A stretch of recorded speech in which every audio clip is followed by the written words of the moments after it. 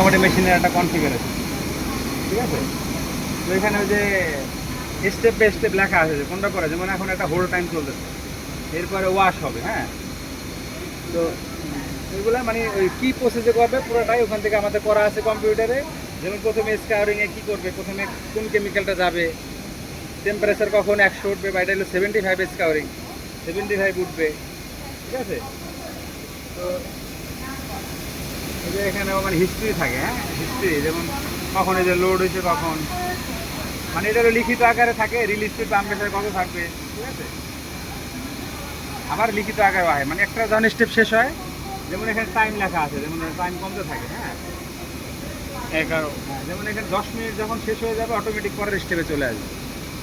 তো এটা হলো তাহলে কি হয়, রেসিপি করা হয় এবং একটা প্রসেস পাঠানো হয়।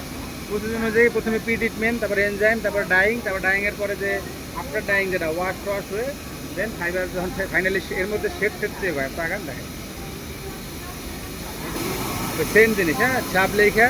যেমন এই যে স্কারিং করছিল সে 75 30 মিনিটের পরে এই শেডটা সে পাইছে, তারপর কালার দেওয়ার পরে সে 10 মিনিটে এই শেড পাইছে, ঠিক আছে। এই যে 20 মিনিটে এই শেড পাইছে, 30 মিনিটে এই শেড পাইছে, এরকম করতে করতে সে একটা ফাইনাল হইলে সে একটা ফাইনালটা লাগায় কাপড়টা নামায় যায়।